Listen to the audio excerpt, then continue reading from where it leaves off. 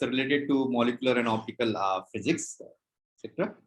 Right, and in particular, we highlighted that experimental techniques you can think of as spectroscopic techniques, collision cross-section measurement techniques, and exploration of macroscopic phenomena techniques basically. Okay. And in the last class, we specifically saw techniques or instruments related to spectroscopy, etc. And we classified them into two classes. Let's say wavelength detectors and radiation detectors, etc. Where wavelength detectors is something which detect the energy or the frequency of the radiation, etc. And they can be classified into either spectrometers or interferometers, etc. And spectrometers, particularly, we saw two kinds, let's say prism based and grating based spectrometers. So we did some basic, path difference analysis of both of these systems, etc. in the last class. Okay. And then we discussed a bit about interferometers, where we explicitly discussed Michelson interferometer. And Fabry-Perot interferometer we did not discuss, but they were there towards the end of my notes, which I uploaded in the previous lecture. Okay. If you want, we can go back there today. Else, I think you can just read about it. So wavelength, I generally detect by either spectroscopy techniques, grating, prism, or interferometers, Michelson interferometer or Fabry-Perot interferometer. Plus, there are a lot of variations of this, etc., which we are not going to discuss in detail. And then let's say there are sort of radiation detectors. And radiation detectors, I talked about three kinds. Let's say there are more, but these are the most prominent ones: photodiodes, photomultipliers, and thermal detectors. So photodiodes work by doped semiconductors. I excite from valence band to conduction band, and once I do that, then they generate a sort of a current. And depending on what kind of circuit I construct, this can be either a current or a voltage generated in the device, and that I measure and I detect this intensity of the radiation, let's say. Okay, that is number one. Then I had photomultipliers. So photomultipliers were like this, photoelectric effect basically. Okay, so I had this cathode ray tube in which whatever radiation will come, it will eject out one electron, etc.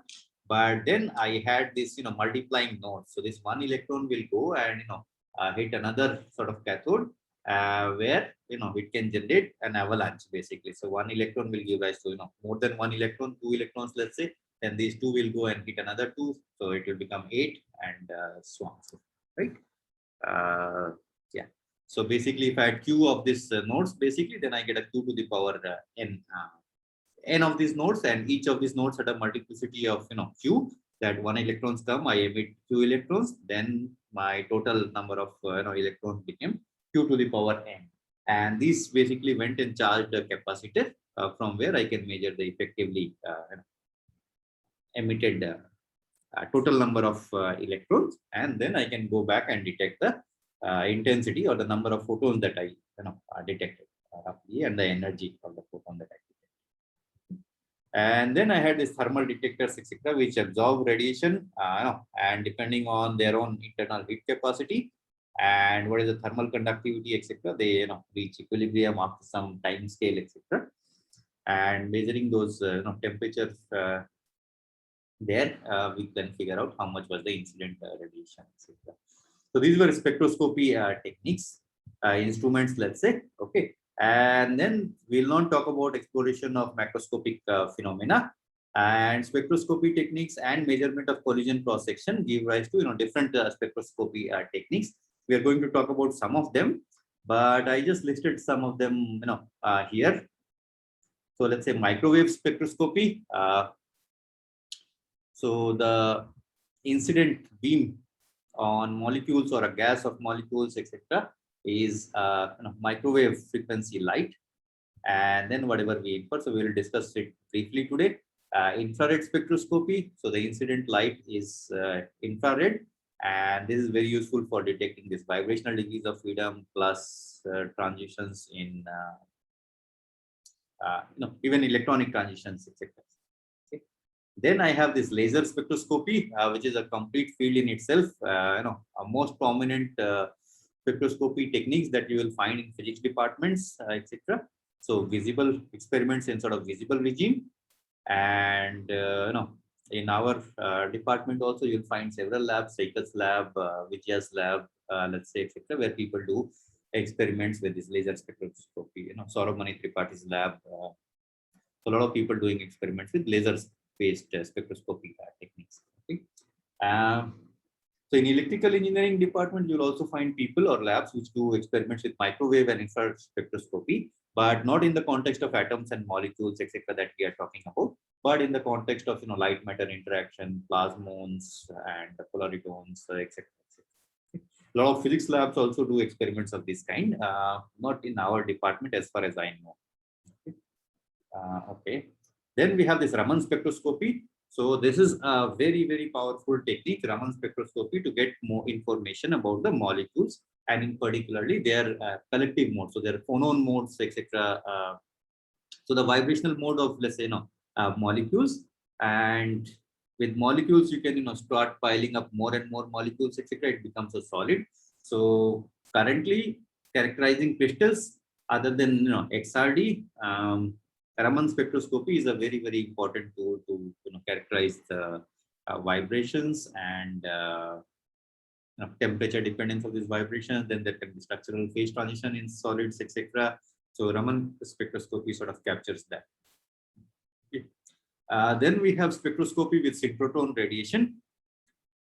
Okay. So synchrotron radiation turns out to be so all of these are so microwave, infrared. I am starting from lower energy scale. Let's say, okay. So the energy scales are sort of mixed. So microwave is the smallest energy scale. Infrared is slightly higher. Laser spectroscopy is in the visible regime.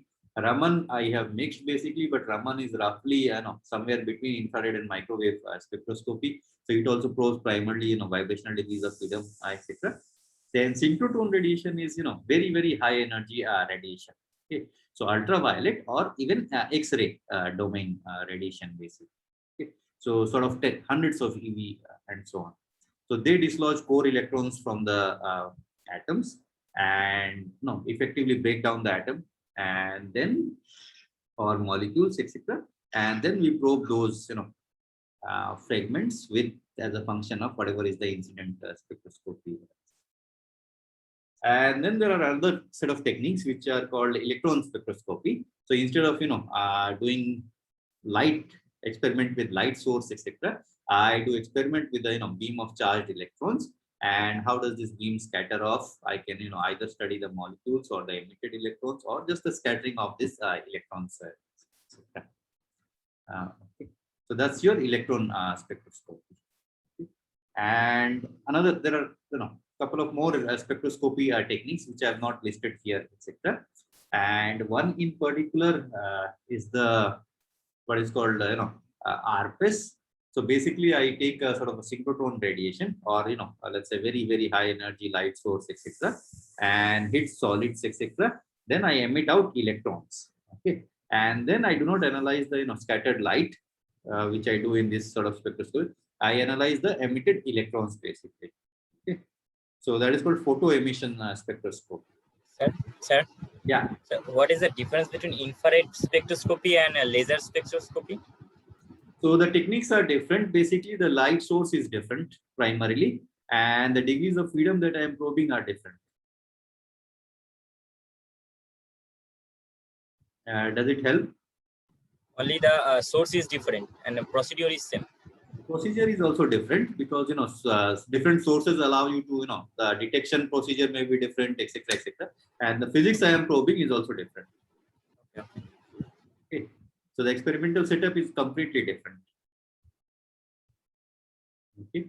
That's why you will generally find these setups in different labs, not in the same lab. Okay. Okay. Because behind each technique, there's lots and lots of details, etc., which go into setting up these experiments, which we are not talking about. Okay. So the detection has to be in that range. Detectors are completely different for different ranges, etc. So this you do appreciate the complexity of doing experiments, etc., in different regimes. Yeah. Any other question? Okay. No, Then no, let's, sir. yeah. So let's proceed basically. So some of these techniques. Okay. So microwave spectroscopy, let's say. So basically used to probe transition between molecular rotational motions. So this we already discussed, that if I have molecules, etc., then the rotational degrees of freedom correspond to microwave regime. And that's what this primarily probes. Okay, that is number one. Then the molecular rotational levels, energy scale turns out to be similar to the atomic or molecular hyperfine energy levels. And recall that hyperfine splitting came from nucleus and the electron spin interacting with each other, etc. So either rotational degrees of freedom of molecules or atomical molecular hyperfine levels, etc. And also in presence of electric field, etc. You can probe this Stark split lines. So recall that Stark lines where when I had a electric field applied to this gas of atoms, then the electric field breaks the degeneracy of some levels and thus causes them to split, which is called a Stark splitting. So all of these three can be probed in this setup of microscope, microwave spectroscopy, and this gives you information on, let's say, the molecular ground state, the electric and the magnetic dipoles, basically, because Stark effect was electric dipoles interacting with the electric field, and hyperfine levels where magnetic dipoles, nucleus and the electron spin interacting with each other, etc. Okay. So that's what you need.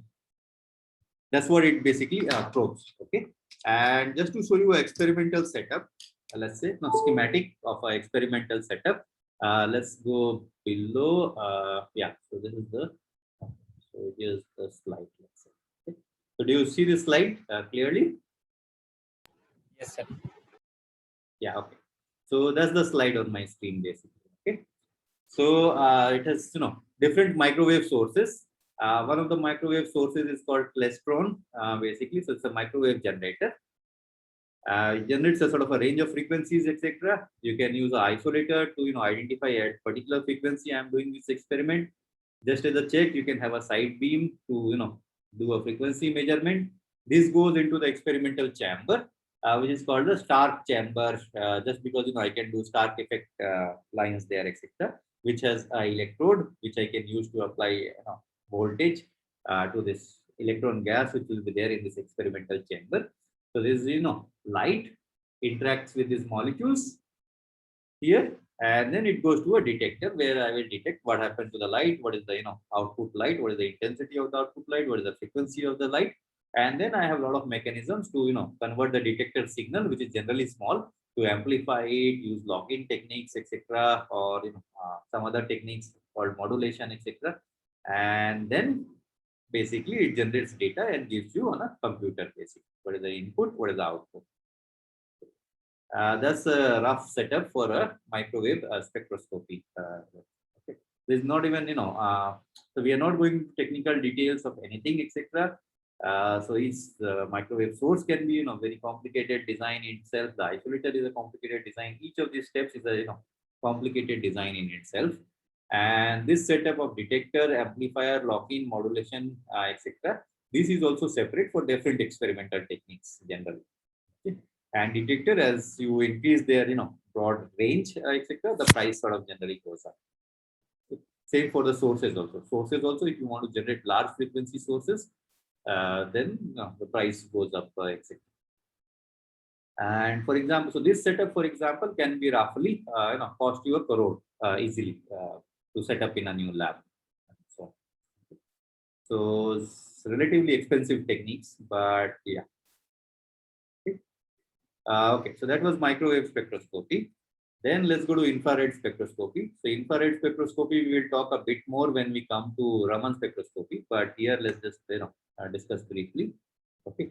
So in infrared spectroscopy, you will probe the vibrational transitions in molecules because you're lower end of the visible light spectrum, let's say infrared, and also electronic transitions between electrons and molecules, etc. Right. So as I increase the number of electrons, etc., my separation between them, the electronic level sort of decreases. Okay. And that can come under the infrared regime, and that's what it sort of probes. Now, it turns out that this vibrational degrees of freedom are unique signature for each molecule, etc. So the vibrational frequencies, vibrational bands, etc. For each vibrational frequency, the rotational energy levels are called vibrational bands, basically, right? So they are sort of unique signature of each molecule, and because of this, this infrared region is called the fingerprint region of molecular spectroscopy. Okay. That's what this is sort of called. Okay. And just to have a look at one schematic of infrared spectroscopy. So here is the slide. Let's say. So here's the slide for infrared spectroscopy. So the radiation source is typically a black body radiation kind of a thing. So hot tungsten tape, for example, or high pressure mercury lamp that generates this radiation. Which, since it's black body, it spreads in all directions, etc. So you collect it via parabolic reflecting mirror, send it towards some specific sample cell where it interacts with the gas molecule, etc. And then depending on the design, etc. I can have a provision for sending it to another sort of empty cell, which is the control cell for doing experiments, etc. And the transmitted one from the sample cell interaction, etc., can again be reflected by another mirror and goes to a detector plus lock-in amplifier plus computer, etc. So that's a setup for this infrared spectroscopy, basically. Okay. So the source is completely different, number one, and the detectors, lock-ins, etc., will be completely different, etc. And in infrared spectroscopy, later they discovered that with the same source, if I do experiments via this rotating mirror segment, where at some time I am sending to the sample, and in other half I am sending to the empty cell, etc. So I get reflected here empty cell. So it acts as the control. Then I take the difference. I can sort of redo. I can infer more physics about the molecules here, basically. Okay. So this is designed like that. So that's your infrared spectroscope. So we'll talk a bit more about it when we talk of Raman. So then Raman spectroscopy. Okay. Okay. So of course Raman. Okay. So one thing I should say before I come to Raman is both of the infrared and microwave spectroscopy roughly probe whatever we have studied till now, etc. The transitions, absorption of light or emission of light, etc. Okay. And Raman probes slightly different thing. Raman probes the scattering of light, basically, from this atomic systems or molecular systems, basically. Okay. So this is slightly different. It is not based on emission and absorption. What it means is, suppose I start from an initial state and I, take in a photon. I may go to a final state, which is not even a state of the system. Okay. So I just absorbed a photon, gain the kinetic energy of the molecule or something else, etc., some other degrees of freedom, etc. And then I just emit another photon, basically. So it's almost like, light came, some inelastic event happened, and light went away with a different frequency. Okay. And okay, so this Raman spectroscopy is complementary technique to IR spectroscopy, okay, and probes the vibrational degrees of freedom. And I already highlighted that this is very, very important for solid state physics also, condensed matter systems also. It probes the molecular vibrational states. And this is based on, inelastic scattering of light by molecules. And it is not based on absorption and emission, as I said. Okay. And this is the highlight of Raman spectroscopy. So this is one of the only few phenomena which was completely discovered experimentally in India. 1928, when quantum mechanics was going berserk all over the world, etc., around the same time. And this was discovered in 1928, and it was so important. So people appreciated this technique, new technique, so much that it immediately in 1930 it won a Nobel Prize. Okay. So there are hardly any not many discoveries which earn a Nobel Prize in 2 years time frame. Generally, it's 10, 15, 20 years time frame, that the importance of some discoveries is known. Yeah. So this is Chandrasekhar Raman. There's a Raman Institute in our country in Bangalore. If you want to pursue PhD there, etc. And this is where it was, so at that when it was discovered, Raman was in Calcutta or ISC probably, not sure which one. And then later he formed this institute when he became famous. And yeah, okay. So roughly the idea is the following, that I have a H omega 0 light in the infrared regime coming, hitting a molecule M, which is in some initial state K, and takes the molecule to some excited state EF. Which state it is, we do not know. It can be vibrational, it can be kinetic energy of the molecule, etc., etc. We just know that initial energy is Ek, final energy is EF, and you scatter light with a different frequency H omega S. Let's say S for scattered, basically. Okay. And the only criteria is that H of omega 0 minus omega S will be EF minus Ek. From conservation of energy, basically. And that's the only criteria. Okay. And EF minus Ek can probe either vibrational degrees of freedom or rotational or electronic energy of the molecule or kinetic energy of the molecule. So it can go into any degree of freedom. I do not know much about that. Okay. Okay. So let's talk about a few cases. So let's say EF, the excited state energy, is higher than the initial energy. What would that imply?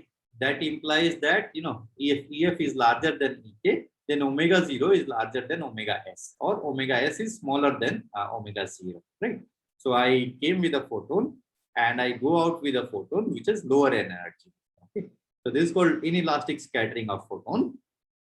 And this set of lines are sort of whatever transitions I get, which show this basically, that my emitted photon has a lower energy than the incident photon, are called Stokes radiation.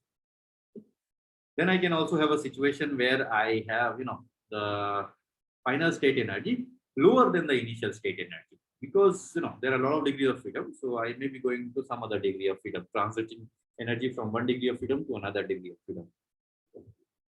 And this case implies that photon came and gained energy from the system while it got scattered, etc. Right? So this is called super elastic scattering. So elastic scattering, as I do not get any energy, since I gain energy, I am calling this super elastic scattering. Okay, so the typical notation in the literature, etc. Ideally, it should just be called inelastic scattering, but just to be consistent, it's called super elastic scattering. Okay?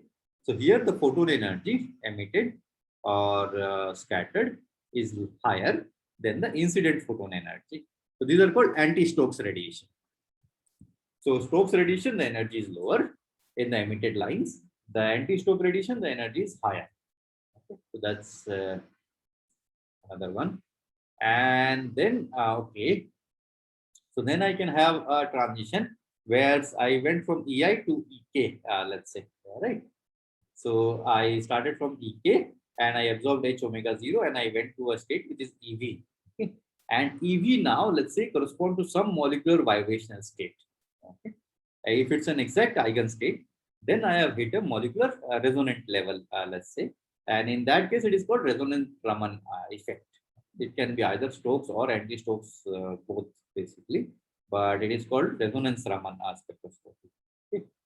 And then finally, I have this case where Ek can be EF. So, I did a elastic scattering, etc. And this elastic scattering is called the Rayleigh scattering, basically. So if I look at the, emitted light spectrum, when I came in with a nu zero, I will get one line in the center, of course, right? Wherever my nu zero was, there is the elastic Rayleigh scattering.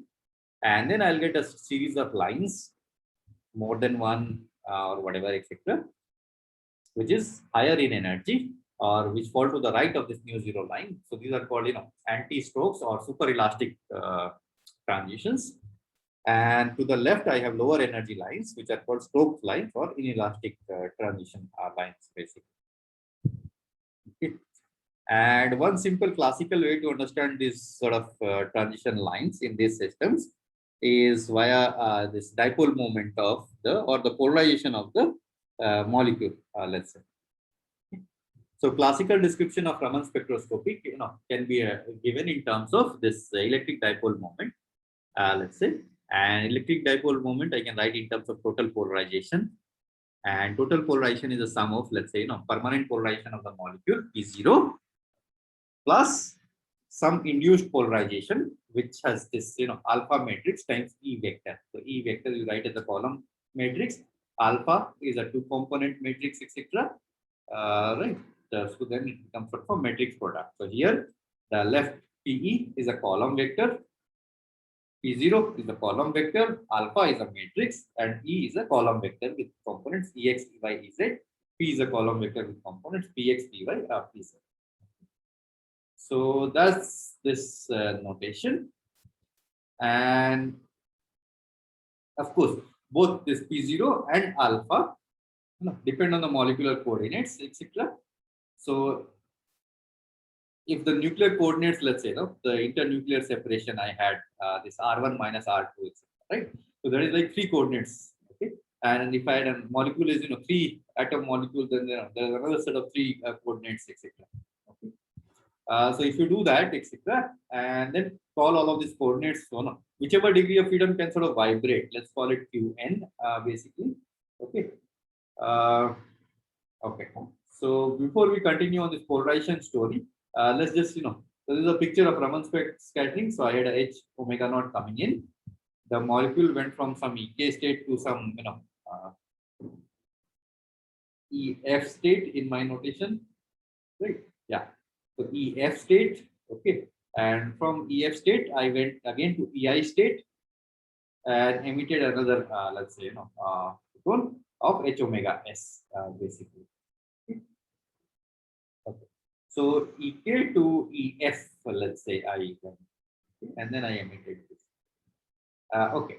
So here's the story about the Stokes radiation and anti-Stokes radiation. So recall that the Stokes radiation was higher in energy, etc.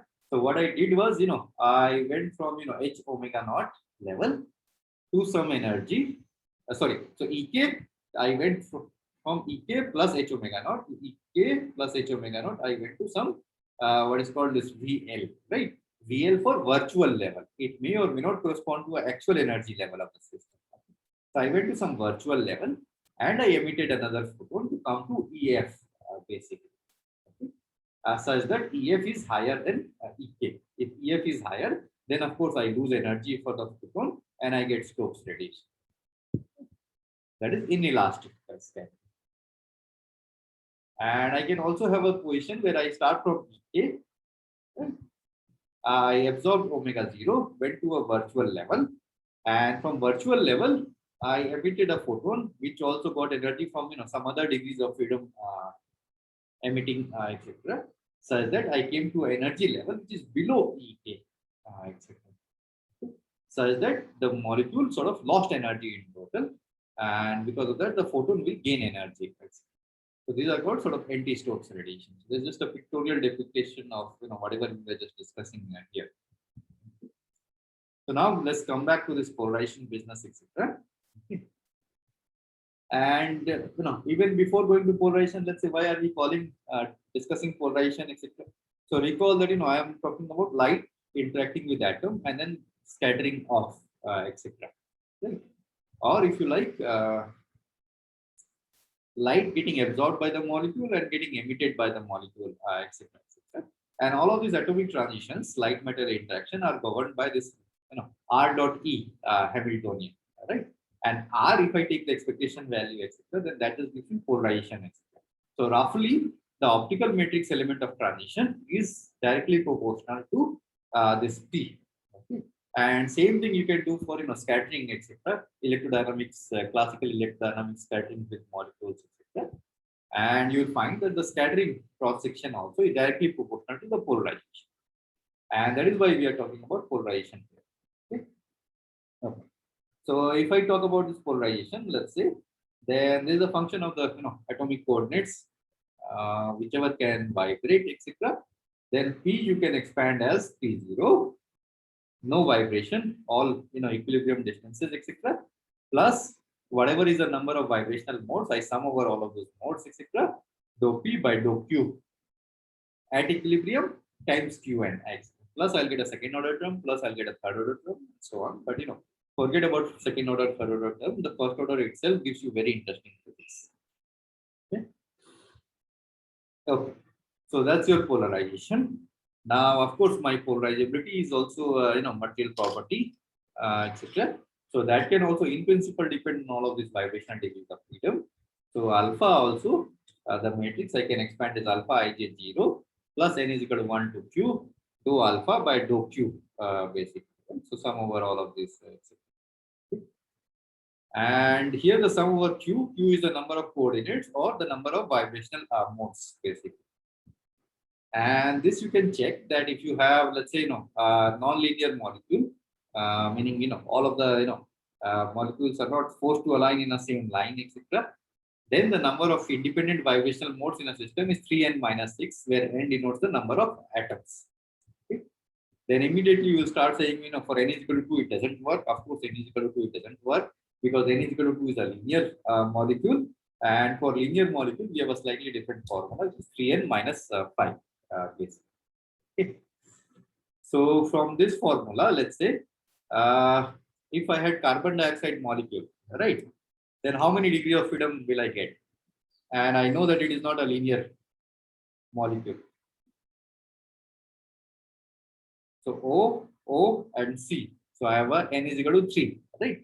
So 3n meaning 9 minus 6. So I'll get 3 vibrational modes for carbon dioxide molecule. Okay. Okay. So we'll talk about carbon dioxide molecule in a minute. That's why I wanted to. Okay. So then let's do a little bit of more physics. So let's say since these vibrational modes basically are modes which correspond to effectively like a harmonic oscillator, etc. Right? So very loosely, I can say that let's the nth mode of vibration be Qn is equal to Q whatever some n0 equilibrium value times cos omega n, the nth mode vibrational degree of freedom, as a frequency omega n. So cos omega n at t. And whatever light I was incident on, light which will cause me this alpha E. So E is this light frequency, okay? That is just E0 times cos omega t. Okay? So I can take this Qn, I can take this E0, and I can combine in this formula, etc. Where recall that my polarization was P0 plus alpha E. Okay? So I can do that. So let me start doing that. First term is P0, it remains. Plus second term is this basically, right? So sum over n is equal to 1 to q dou p by dou qn, which I replace by qn0 times cos omega n t. Right? Okay, so that's coming from P0. Then I add a term alpha E basically. So let me start substituting here. So I'll get a term which is like alpha ij0 times E0 cos omega t basically. Okay. Okay. So these are the 3 terms I get, etc. Then I'll start getting terms like this guy into E basically. Okay. So that I can write as sum over n equal to 1 to q dou alpha ij by dou qn 0, and qn was, remember, qn 0 cos omega nt, and I had a E0 also with it, which will give me E0 cos omega t. So this product of cos these things I can write as half of cos omega plus omega nt plus cos of omega minus omega n. Minor algebra, nothing else. So omega is the frequency of light, incident light. Omega n is the frequency of internal vibration, basically. Okay. Okay. So that all plus I'll get higher order terms, etc., which I have not written explicitly. Okay. Okay. So P0, of course, is the permanent dipole moment. The first term, let's say dou p by dou qn, which gives me this internal degrees of freedom qn, etc. So these are the kind of lines I'll start getting, right? So this is called the IR spectrum. Okay, and for the IR spectrum, the intensity of the lights is proportional to dp by dqn, basically. So whatever is this factor.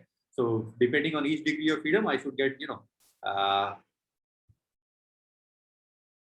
one IR line, or in total, if there are q molecules, q degrees of freedom, then I should get q IR lines basically. Okay. As long as dp by dq is not 0. Okay. So that's the idea. Then the third term is just, whatever is the incident intensity, it doesn't interact with any frequency of light, etc. So Rayleigh scattering. Okay. And the fourth term here, basically, which has this, omega plus omega n and omega minus omega n frequency, this is the Raman spectrum. And these are the terms which will start featuring in when you do this Raman spectroscopy experiment. Okay. And here the intensity is proportional to d alpha ij by d q n. Okay. So here you have examples of both omega plus omega n, which is the anti-Stokes lines, and omega minus omega n, which is the Stokes line, and as many Stokes and as many anti-Stokes lines in principle as I have number of Qs basically. Okay, and that's the idea. So as long as d alpha by dq is not 0, I should have a Stokes and an anti-Stokes line basically. Okay. Okay. So that brings me to the important point. Why do all of this algebra, etc.? Okay. So for some modes, we will find that my system will have this guy is 0 basically. So dou alpha ij by dou qn is equal to 0, but dou p by dou qn will not be 0, etc. Right? So such modes are called Raman inactive. Raman mode should ideally in principle be there, but its intensity is 0 because the polarization coefficient is sort of 0. And IR active because dou p by dou qn is not 0, so it will show up in a IR experiment. Okay. So Raman inactive, IR active. Okay. And some vibrational modes are given by this. So dou alpha ij by dou q is not equal to 0. So of course, Raman spectrum will show up, Stokes lines, anti-Stokes lines. So it's called Raman active. But for some of these modes, I can have dou p by dou qn is equal to 0, basically. So they are called Raman, IR inactive and only Raman active. Okay. And we will show this for 3 modes of CO2 in a while, etc. Okay. But the summary is that some modes are both IR and Raman active. So I can have both d alpha ij by dq is equal to 0, not equal to 0, and dp by dq is not equal to 0. So they are both Raman and IR active. And some of the modes I can have either one of them is active, basically. Okay. So either IR active or Raman active, etc. And in principle, I should also have some modes which are neither IR active nor Raman active. That is also possible, etc. Okay. So here's the diagram for 3 modes of carbon dioxide, let's say. Okay. So if I take this molecule, carbon dioxide, let's say COO, and so it has 3 modes. 3 modes from this formula, let's say 3n minus 6. So 3 molecules, 3 into 3, 9, minus 6 is 3. 3 degrees of freedom. So 3 modes basically. One of the mode is, these 2 oxygens sort of going like this outwards. The second mode is, this oxygen sort of trying to go down while the carbon is trying to go up. So the molecule goes out of sort of plane, let's say, etc. And the third mode is that, one oxygen is doing whatever it wants, going in one direction, and these 2 sort of are vibrating. Okay. So carbon atom is center and both sides are oxygen. Yeah, carbon atom is center. Okay. Okay, so that's the idea. Okay. But now, if I do a specific calculation for these modes, etc., so I solve this problem of CO2 vibrational energy levels, etc. So it's a 3 degrees of freedom problem. I disentangle, I solve the eigenstates, etc. Then I can solve, by doing the eigenstates, I can know which is this mode correspond to which kind of vibrations. Okay, that is number 1. And then by doing some more calculation, how does the charge distribution in the system change as I increase Q in this direction and not, I can calculate this P versus Q plot, and I can also get this alpha versus Q plot basically. Okay. And for this particular mode, the first mode on the left, I have this P versus Q where P is 0 identically. Okay. And if P is equal to 0, dP by dQ is also 0. So if it is flat, then dP by dQ. So this mode, of course, is IR inactive, and alpha looks like this. Alpha is sort of a quadratic curve, etc. So basic point is that d alpha by dQ is not equal to 0. Okay. So this mode is Raman active and IR inactive. So these terms you will hear it when you know talk to some experimentalists. That So these plots are in configuration space. what is configuration space?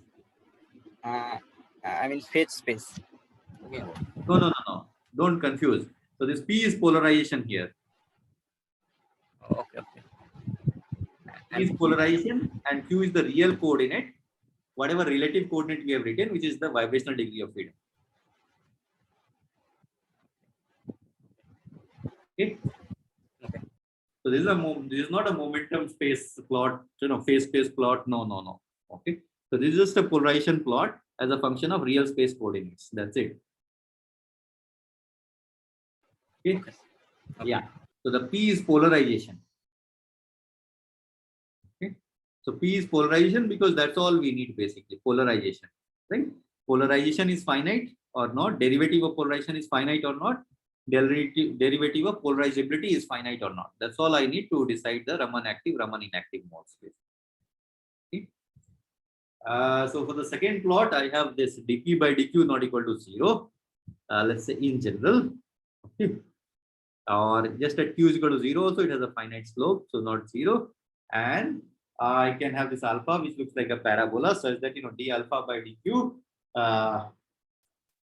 at the 0 equilibrium location is sort of 0.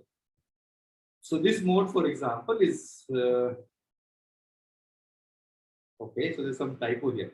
So Raman inactive and IR active actually.